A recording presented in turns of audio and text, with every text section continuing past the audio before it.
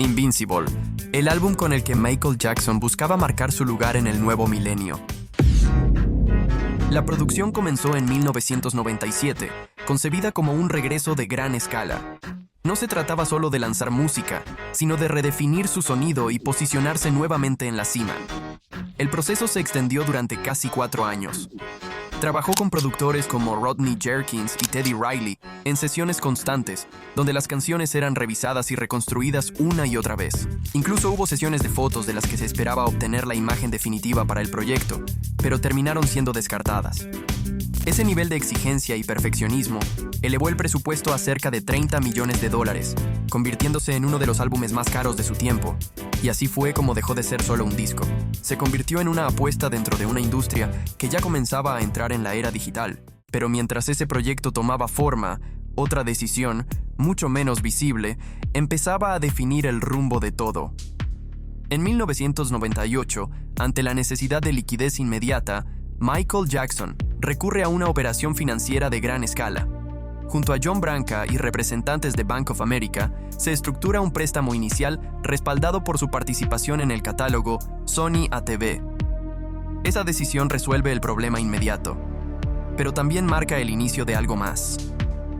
Para finales de los 90, una parte importante de esos fondos ya se había consumido en gastos operativos, adelantos y el mantenimiento de su estructura personal. Lejos de estabilizarse, la presión financiera aumentó. Entre 2000 y 2001, la deuda fue reestructurada y ampliada. El préstamo inicial crece hasta rondar los $270 millones, aumentando la presión sobre su participación en el catálogo como garantía. What is your financial situation? I'm in incredible financial situations. I just wrote somebody a check for $500 million. Pero la realidad era otra, porque mientras públicamente todo parecía bajo control, en privado la presión financiera crecía. El problema no era solo el monto, sino sostenerlo. Las tasas de interés exigían generar millones cada año solo para evitar el impago. Lo que había comenzado como una solución se había convertido en una dependencia. Y mientras eso ocurría, el proyecto seguía avanzando. Tenía un plan claro: entregar su último disco, recuperar el control sobre la explotación de su música y salir de Sony Music como agente independiente, manteniendo además su participación en Sony ATV. El resultado fue el álbum Invincible, lanzado en octubre del 2001. Pero para ese momento, el contexto ya no era el mismo, porque mientras el álbum tomaba forma, también cambiaba algo más. Fue poco antes de su lanzamiento cuando esa duda se convierte en certeza. Al llegar a la etapa final del proyecto, Michael Jackson descubrió que las condiciones de su contrato con Sony no le permitirían recuperar el control sobre la explotación de sus grabaciones en el corto plazo, como le habían hecho creer desde 1991. Lo que él entendía como una salida, en realidad era una extensión. Ese momento cambia todo. A partir de ahí, toma una decisión definitiva: no renovar con la empresa y cumplir únicamente con lo que restaba. Y es en ese punto donde la relación se rompe desde dentro. Porque al entender que iban a perder el control sobre su artista más valioso, Sony modifica su estrategia. Las primeras señales aparecen incluso antes del lanzamiento. Y aquí vale la pena hacer una pausa. Si lo piensas, ¿recuerdas haber visto una campaña fuerte de promoción del álbum durante el evento del 30 aniversario? ¿Recuerdas anuncios, integración directa, impulso global aprovechando ese momento? No, porque no la hubo. La única promoción visible fue el propio Michael interpretando You Rock My World en el escenario. Pero fuera de eso, no hubo una estrategia clara conectando ese evento con el lanzamiento del álbum. En septiembre de 2001, durante los conciertos del 30 aniversario en el Madison Square Garden, existía una oportunidad directa para posicionar Invincible a nivel global. Era el escenario perfecto: atención mediática, alcance internacional y un evento que reunía a figuras clave de la industria. Pero no se utilizó. Y no fue casualidad.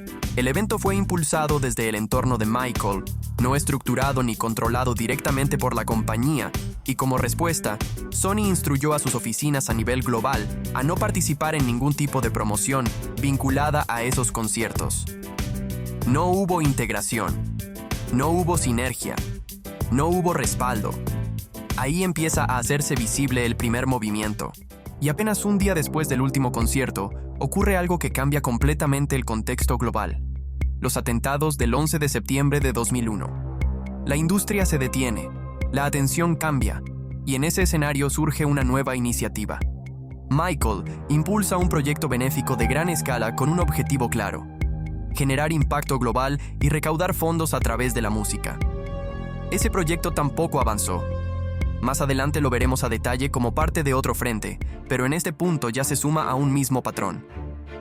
Después de años sin material completamente nuevo, el éxito de Invincible representaba una de las pocas vías reales para generar el impulso necesario, tanto a nivel de carrera como financiero. Pero ese impulso nunca se construyó. Para finales de marzo de 2002, apenas 5 meses después del lanzamiento, la situación alrededor de Invincible ya no era la misma. Para Michael Jackson, esto deja de ser un desacuerdo y se convierte en una ruptura, porque detrás de lo que estaba ocurriendo no solo estaba en juego un álbum, sino el control de todo lo que había construido. Porque mientras se le permitió invertir cerca de $30 millones en la creación del proyecto, una vez lanzado, ese mismo álbum fue debilitado. Y en ese contexto, el impacto iba mucho más allá del desempeño del álbum. Afectaba directamente sus finanzas. Si el proyecto no lograba recuperar la inversión, él tenía que asumir ese costo de una u otra forma, y en un escenario donde el rendimiento era limitado, su capacidad para sostener la deuda y su margen de maniobra se reducían aún más. Y es ahí donde todo empieza a encajar, porque el problema ya no era únicamente el álbum, era lo que representaba. A partir de ese punto, el patrón deja de ser invisible, se ejecuta en decisiones, en acciones concretas, en múltiples frentes. El primero de esos frentes fue el más visible: asfixia comercial. A pesar de que Invincible era un álbum extenso, con 16 pistas y una propuesta claramente orientada hacia el R&B contemporáneo, Sony Music Entertainment limitó el respaldo comercial a solo 2 sencillos principales, You Rock My World y Cry, dejando el resto del material prácticamente sin apoyo. Canciones con alto potencial, como Butterflies, no recibieron el tratamiento habitual de un lanzamiento global. No hubo inversión en video musical, ni una estrategia de distribución internacional completa. Y aún así, el tema logró escalar del Billboard Hot 100. Lo hizo sin campaña, sin respaldo, sostenido únicamente por la demanda del público y la rotación en radio. Pero ese impulso no fue capitalizado. No hubo producción masiva del sencillo, no hubo distribución a gran escala y no hubo expansión, dejando ingresos potenciales sin explotar. El segundo frente fue igual de determinante: corte de suministro. La asfixia no se limitó a la promoción. También alcanzó la distribución del álbum completo. A inicios de 2002, múltiples tiendas reportaron haber agotado el inventario de Invincible. La demanda existía y el público lo estaba buscando, pero cuando se solicitó reposición, no hubo respuesta. Esto generó un ciclo directo. Sin producto en tiendas no había ventas, y sin ventas registradas no existía presión comercial para reabastecer, por lo que el álbum dejó de estar disponible en distintos mercados durante semanas clave. En ese contexto, el 31 de marzo de 2002, apenas 5 meses después de su lanzamiento, Sony Music Entertainment tomó una decisión que terminó de definir el rumbo del proyecto: eliminarlo de su lista de prioridad internacional, lo que en términos prácticos significaba dejar de impulsarlo a nivel global y sacarlo del foco estratégico de la compañía. El contraste es claro. Su álbum anterior, History, había mantenido ese nivel de respaldo durante más de 2 años. Invincible lo perdió en cuestión de meses. El siguiente frente no fue logístico, fue bloqueo promocional, un movimiento tan simbólico como estratégico. En septiembre de 2001, días antes del lanzamiento del álbum, Michael Jackson encabezó 2 conciertos en el Madison Square Garden para celebrar sus 30 años como solista, reuniendo a los Jackson 5 y a algunas de las figuras más importantes de la industria, en un evento de alcance global cuyas entradas, algunas cercanas a los $10,000, se agotaron en cuestión de horas. Era, en todos los sentidos, una oportunidad directa para impulsar el álbum, pero no fue utilizada. Al no haber sido un evento estructurado bajo el control directo de la compañía, Sony Music Entertainment respondió instruyendo a sus oficinas y filiales a nivel global a no participar en ningún tipo de promoción relacionada con esos conciertos. El evento fue transmitido posteriormente por CBS y visto por millones de personas, pero aún así no fue integrado dentro de la estrategia del álbum. No se utilizó como herramienta promocional, no se conectó con el lanzamiento y no se aprovechó su alcance. En un contexto donde recuperar una inversión cercana a los $30 millones era clave, dejar fuera un activo de ese nivel no fue una omisión, fue una decisión. El siguiente frente fue distinto, menos visible pero igual de efectivo: guerra de percepción. Paralelamente al lanzamiento de Invincible, comenzó a surgir un fenómeno que no operaba desde la logística ni desde la distribución, sino desde la narrativa. Administradores de comunidades de fans reportaron la presencia constante de usuarios que desacreditaban el álbum de forma sistemática, con críticas repetitivas, descalificaciones constantes y un discurso sorprendentemente uniforme. No eran comentarios aislados, era un patrón que se replicaba en distintos espacios al mismo tiempo. Según estas investigaciones, algunos de estos perfiles estaban vinculados a dinámicas organizadas cuyo objetivo no era debatir la música, sino influir en la percepción, para erosionar el entusiasmo del público y reforzar una idea concreta, que Michael Jackson ya no tenía el mismo impacto de antes. El último frente fue, quizás, el más revelador: control de impacto. Después de los atentados del 11 de septiembre de 2001, Michael Jackson impulsó un proyecto benéfico de gran escala, reuniendo a múltiples artistas internacionales para grabar What More Can I Give, con el objetivo de recaudar decenas de millones de dólares para las víctimas. Pero el proyecto fue bloqueado. Sony se negó a lanzar el sencillo, a distribuirlo y a financiar su video, utilizando como justificación la participación de Mark Schaffel, quien tenía antecedentes en la industria de contenido para adultos. Ese fue el argumento público, pero el contexto era más complejo. Durante la estructuración del proyecto, en medio de un proceso acelerado, Michael había cedido ciertos derechos a Schaffel sin una supervisión legal estricta, lo que encendió alertas dentro de su propio equipo y derivó en una revisión más profunda sobre su historial.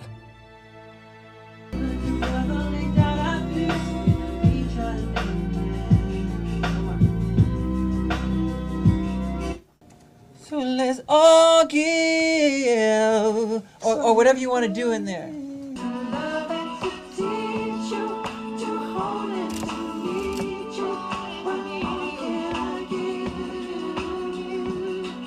Meses después comenzaron a surgir explicaciones públicas que justificaban la cancelación. Se habló de impacto reputacional, de riesgos comerciales y de asociaciones incómodas para marcas, mientras medios como el Los Angeles Times reportaban que el proyecto había sido abandonado tras revelarse ese pasado. El resultado fue el mismo: el proyecto no avanzó. Intentos externos de distribución, como una posible alianza con McDonald's, tampoco se concretaron, dejando al sencillo sin salida al mercado. Sin embargo, dentro del entorno de Jackson, la lectura era distinta. Schaffel sostenía que su pasado estaba siendo utilizado como pretexto y que la verdadera razón detrás del bloqueo era estratégica. Según su versión, el proyecto fue frenado para no interferir con la campaña de Invincible, pero esa explicación habría una contradicción difícil de ignorar, porque mientras se hablaba de proteger el álbum, la propia campaña ya mostraba señales de debilitamiento. El impulso comercial no se sostenía, la distribución presentaba fallas y el respaldo no correspondía al nivel de inversión. En ese contexto, la justificación dejaba de ser consistente y empezaba a apuntar en otra dirección.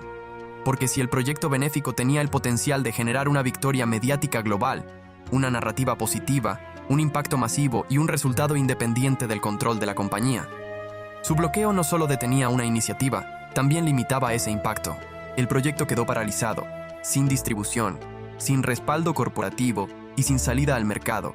Y con el tiempo, la explicación oficial también comenzó a ser cuestionada.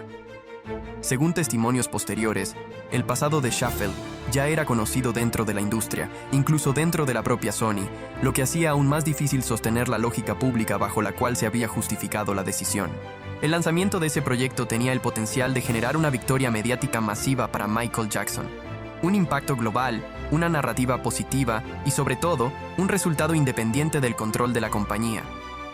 Ese escenario no ocurrió, y en ese punto, el patrón deja de ser ambiguo para volverse evidente. No era una decisión aislada, ni un error puntual, ni una campaña mal ejecutada. Era una secuencia de movimientos consistentes que, en conjunto, producían un mismo resultado: reducir el alcance del proyecto, limitar su rendimiento comercial y debilitar su posición financiera. Para mediados de 2002, el conflicto ya no estaba contenido dentro de oficinas, contratos o negociaciones privadas. Había salido, y no solo eso, se había vuelto visible. Michael Jackson decide llevar la disputa al espacio público, no como una reacción, sino como una estrategia. Durante junio de ese año, su presencia en el Reino Unido marca el inicio de una movilización sin precedentes en la industria musical. A su llegada a Londres, comienza a moverse entre apariciones públicas, encuentros privados y eventos cuidadosamente seleccionados, Y en ese contexto ocurre un encuentro que después tendría consecuencias importantes, una cena con Uri Geller, donde es presentado al periodista Martin Bashir.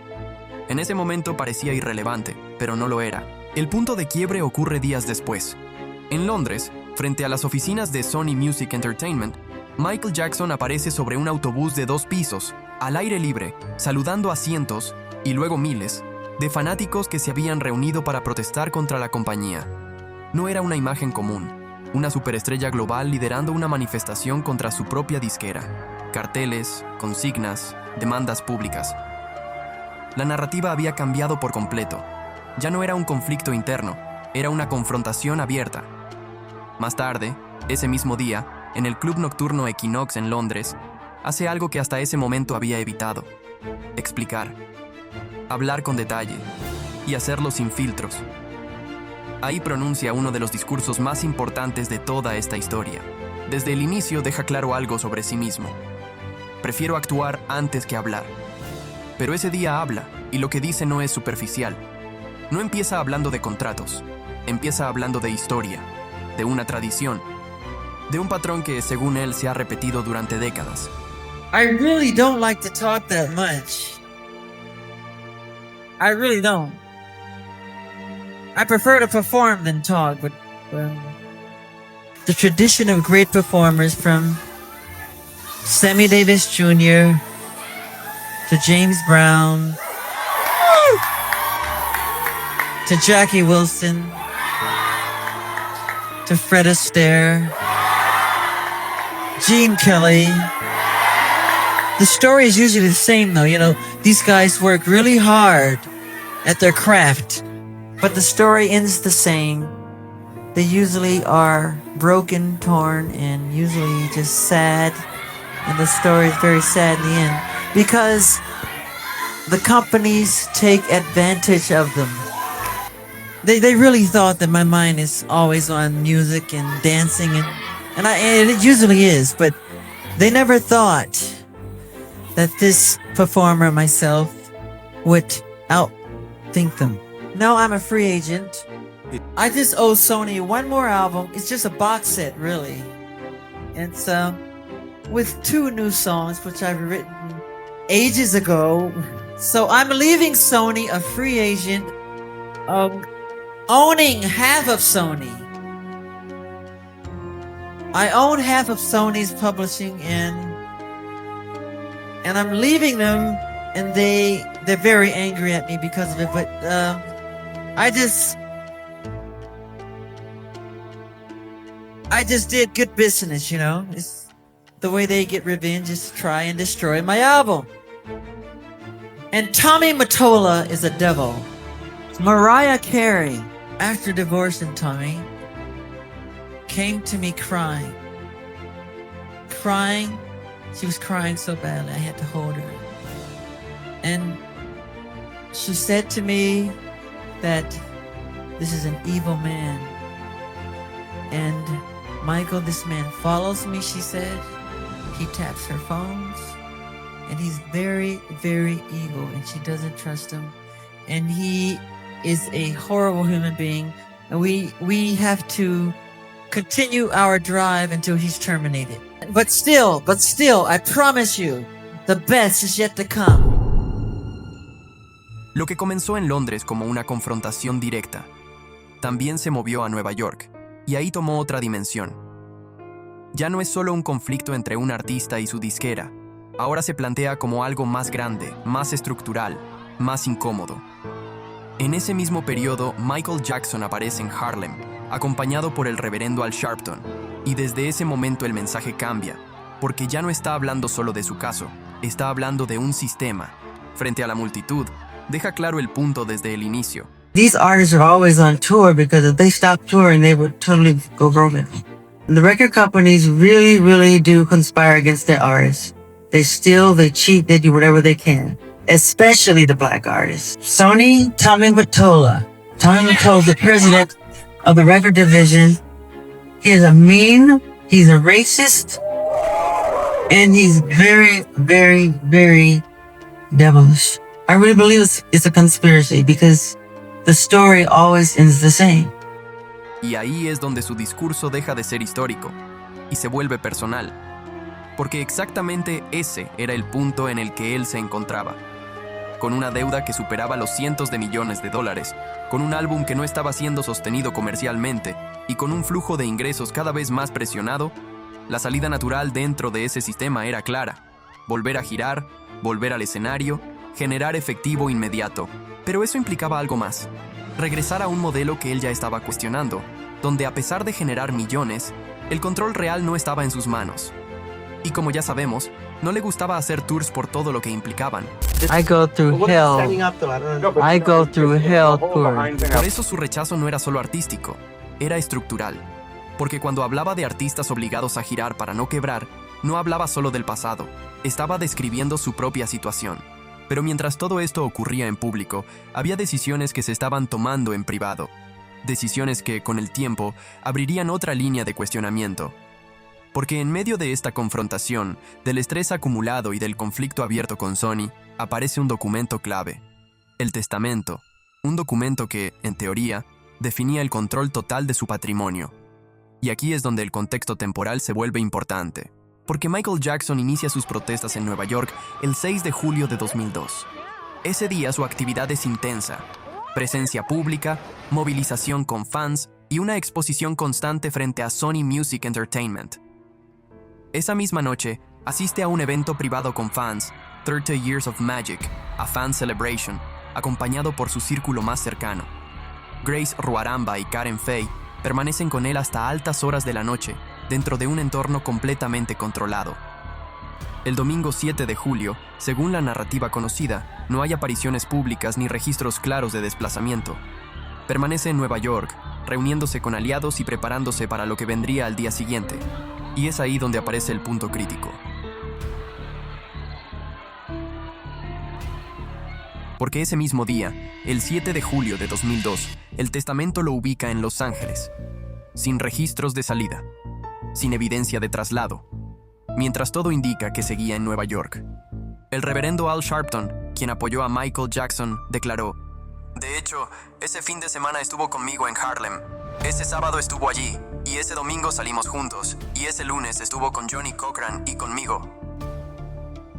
Ahora, con esas afirmaciones, desmenucemos el itinerario de Michael Jackson de esos días. Estas afirmaciones lo sitúan en Nueva York durante todo ese periodo, sin evidencia de que haya abandonado la ciudad. Con esto, queda claro que Michael inició sus protestas el sábado 6 de julio de 2002. Ese día tuvo una actividad intensa, presencia pública durante las protestas y por la noche, un evento privado con fans. También se establece que el domingo 7 de julio no tuvo apariciones públicas. Sin embargo, sí salió con el reverendo Al Sharpton, y existe un testigo directo, Karen Faye, quien afirmó haber estado con él ese mismo día en Nueva York. Esto refuerza la idea de que permaneció en la ciudad y dentro de un entorno controlado. Años más tarde, surge la versión de que ese mismo día estuvo en Los Ángeles firmando su último testamento. Según esa narrativa, dejó su patrimonio bajo el control de John Branca, una persona de su pasado a la que estaba a punto de despedir. Estas inconsistencias temporales ponen en duda la versión oficial sobre la firma del testamento, así como sobre a quién se le dejó realmente el control de su patrimonio, incluido el catálogo del que tanto se ha hablado. Al día siguiente, lunes 8 de julio, permaneció con el reverendo Al Sharpton y con Johnny Cochran, quien fue un aliado estratégico en su confrontación pública con la industria. Finalmente, el martes 9 de julio, Michael reaparece públicamente junto a Al Sharpton en una conferencia de prensa en uno de los momentos más tensos del conflicto mediático. Complete conspiracy. You have to know that. I know my race. I just look in the mirror. I know I'm black. Ahora es en ese contexto donde surge la pregunta inevitable. ¿Tiene sentido que en medio de una confrontación pública, presión mediática y una agenda completamente saturada, Michael Jackson decidiera viajar únicamente para firmar un documento? Más aún cuando su seguridad, su equipo y la presencia constante de fans afuera de su hotel hacían prácticamente imposible una salida sin ser vista, registrada o seguida, y no hay evidencia de ello. La versión alternativa plantea un viaje secreto. En términos técnicos es posible, pero cuando se cruza con el itinerario real, la viabilidad cambia. Para que ocurriera, tendría que haber salido de Nueva York la mañana del 7 de julio, tomar un vuelo de aproximadamente 6 horas, aterrizar en California alrededor de las 1 p.m., trasladarse, firmar a las 5 p.m., tomar un vuelo nocturno y aterrizar en Nueva York entre las 3 y 4 de la madrugada del día siguiente. Más de 11 horas en el aire, entre 15 y 18 horas de operación total, todo esto en medio de una agenda que ya estaba saturada entre el 5 y el 9 de julio. Aquí el análisis deja de ser matemático y se vuelve físico, porque el 6 de julio ya había sido un día exhaustivo. Y sumar a eso un viaje transcontinental de ida y vuelta en menos de 24 horas no solo es exigente, es extremo. En papel, sí, pero en contexto empieza a romperse. Técnicamente viable, pero operativamente altamente improbable. Y entonces entra un factor clave, el cansancio, porque incluso si ese viaje ocurrió, el desgaste habría sido fuerte. Y eso cambia la pregunta. No es solo si firmó, sino en qué condiciones lo hizo. Porque no es lo mismo decidir algo con calma que hacerlo en medio del estrés, la presión y el conflicto. En ese contexto, esa firma pudo reflejar solo ese momento, y no necesariamente lo que realmente quería a largo plazo. Pero la ubicación no es lo único que genera dudas, porque al revisar el documento en sí, empiezan a aparecer otros elementos que, aunque por separado no prueban nada, en conjunto sí cuestionan su coherencia. Y son precisamente esos puntos los que su propia familia señaló años más adelante. Empezando por el propio encabezado del documento, ya plantea una declaración contundente: Último testamento de Michael Joseph Jackson. Y justo debajo, una línea aún más determinante: Yo declaro que este es mi último testamento, y por medio del presente revoco todos los testamentos y anexos anteriores realizados por mí. Es decir, el documento no solo se presenta como un testamento más, sino como el definitivo, el que invalida cualquier versión anterior, el que concentra todo el control. Y aunque esto por sí mismo es completamente válido dentro de un marco legal, también eleva el nivel de exigencia sobre su precisión, porque si este era el documento final, cada detalle importaba. Y ahí es donde empiezan a aparecer las inconsistencias. Una de las más comentadas está en algo tan básico como los nombres de sus propios hijos. En el caso de su hijo mayor, el documento lo identifica como Prince Michael Jackson Jr., cuando su nombre legal es Michael Joseph Jackson Jr., siendo Prince un nombre de uso común, no la forma oficial. En el caso de Paris, el documento omite el guión en su nombre completo, Paris Michael Catherine Jackson, un detalle menor en apariencia, pero significativo dentro de un documento legal de esta magnitud. Y en el caso del hijo menor, aparece como Prince Michael Joseph Jackson II, incluyendo Joseph en el nombre, cuando legalmente no forma parte de él. Son errores pequeños, pero constantes. Y eso es lo que los vuelve relevantes. Porque en un documento que define el destino de uno de los patrimonios más importantes de la industria musical, se esperaría un nivel de precisión absoluto. A esto se suma otro punto: el testamento no maneja directamente el patrimonio, lo envía a otro documento que ya existía, conocido como el Michael Jackson Family Trust, en el que se especifica a quién se transfieren sus bienes para ser administrados. Y ahí está el detalle. Ese fideicomiso habría sido creado el 22 de marzo de 2002, meses antes del testamento. No es imposible, pero tampoco es lo más común, porque lo normal es que ambos documentos se hagan juntos, dentro del mismo proceso. Aquí no. Aquí hay una separación en el tiempo, y aunque el testamento lo menciona, no explica por qué. Eso vuelve a abrir la misma duda, no tanto sobre si es legal, sino sobre si tiene sentido. Pero el punto más delicado no está en las fechas, está en las personas. Porque el documento no solo define a quién le pertenece el patrimonio, define quién lo controla. Y ahí aparecen 3 nombres clave: John Branca, John McClain y Barry Siegel. Ellos fueron designados como los encargados, es decir, las personas con control directo sobre las decisiones más importantes del patrimonio. No es solo administración, es control total. Y sí, como ya te lo puedes imaginar, control total sobre su catálogo musical. Pero hay algo importante que en ese momento no era visible. Ni el testamento ni el fideicomiso eran públicos. No formaban parte de la conversación. Sin embargo, años después, esa estructura terminaría teniendo un impacto directo en el control de su patrimonio, cambiando la forma en la que se entienden muchas de las decisiones de ese periodo.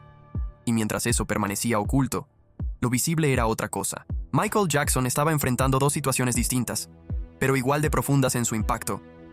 Por un lado, en lo privado, tras meses antes, cuando Michael había tenido un conflicto fuerte con Sony, sus deudas seguían siendo delicadas. Quería recuperar el control, Por eso Michael contrató a una persona para auditar posibles irregularidades financieras y solicitó una investigación a personas dentro de su propio entorno. Entre los nombres estaban John Branca y Tommy Mottola. Las sospechas eran graves: desvíos de dinero, estructuras opacas e incluso cuentas en el extranjero donde supuestamente se movían fondos que le pertenecían a Michael. Sin embargo, la investigación no encontró pruebas suficientes que confirmaran estas acusaciones. Al mismo tiempo, en lo público, tomó una decisión que cambiaría todo. Aceptó participar en el documental Living with Michael Jackson, dirigido por Martin Bashir. La idea era mostrar una versión más humana, más cercana. Pero el resultado fue completamente distinto. El documental, estrenado en 2003, generó una reacción mediática brutal. Incrementó el acoso de la prensa y colocó a Michael en una posición extremadamente vulnerable ante la opinión pública.